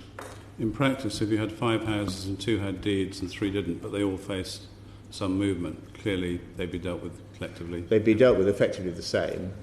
It's an unlikely scenario, but it could happen if you've got a linear street with some where the 30-metre criterion cuts across it. Yeah. Okay. Mr. Rukin. I'm grateful for Mr. Mould reiterating, confirmatory, that in terms of getting the deed, it is up to the owners to request that, and I would suggest that some information is provided to the people in this situation, telling them that they can request to have a settlement deed within 30 metres of tunnels, because I'm pretty sure that people will not be aware of this. However... Mr. Mould, I thought you did say that earlier, or you said there'd be some publicity on this. Or... Yes, I think that's right. Okay. Obviously, the information paper is there at the moment as well. Because obviously, Mr. Mould's right in saying this has to happen 10 months before the construction of the tunnel. It would be useful to firstly know when the construction of the tunnel is absolutely planned for, and make sure that this information is given out well in excess of 10 months. With regard to the main point of contention about the settlement deed, and most important about the settlement deed, realistically, is the idea that you would have the pre-structural survey of the property. And I refer to a letter sent on Friday following a meeting with HS2 Limited and the petitioner, which says, as explained in the same information paper, i.e. C3.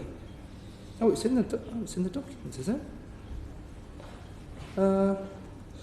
It's been loaded up today. It's been loaded up today. Yes. If we can, after the bullet points, as explained in the same information paper, properties predicted to experience settlement of less than 10 millimetres, which includes yours, as explained above, would not normally have an assessment or a survey carried out on them. And that is the key issue. And I'm not sure, and Mr. Mould is saying that, well, it's within 30 metres. The movement criteria, this house does not fit. The Brennan's house, all the houses pretty much on those two roads do not fit with the criteria of having a predicted settlement of less than 10 millimetres. So therefore, as far as this letter is concerned, none of those houses can qualify for an assessment where various ponds and garages do. And that's the rub, and that is the issue, really, that it's all well and good to say that, well, 2 years after HS2 has been completed, which is when the idea, or 3 months after the surveying is finished, then is your deadline for claiming on structural problems. The question is, how do you know if HS2 has caused a structural problem is if there was never a pre-structural survey in the first place? It is all relying on good faith, opposed to black and white reports which will say this house was in this state in January 2016 and now in 2026 it's in this state because it's sunk. And if those documents are not made, if those reports are not made, then I feel that there will not be that availability to recourse for such property owners at that point in the future. And it seems ridiculous that HS2 Limited are willing to come out and survey garages and ponds and not houses. So if it is the case that every house within the 30 metres qualifies for this survey, brilliant, they will have them. But they have been told, and it's where we came in, that the neighbours complain that they keep getting contradictory information.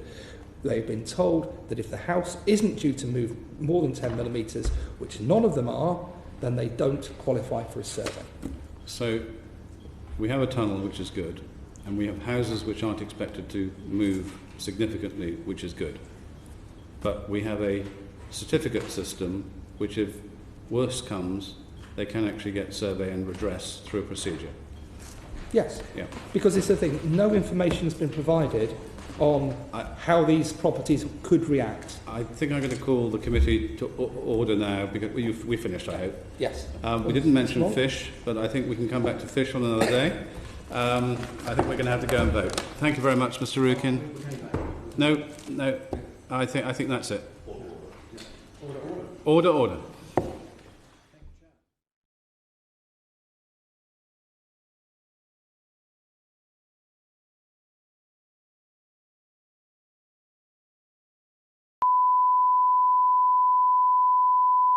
Committee Room 5, sound.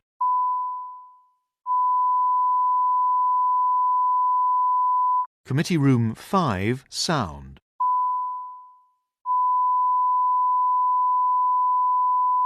Committee Room 5, sound.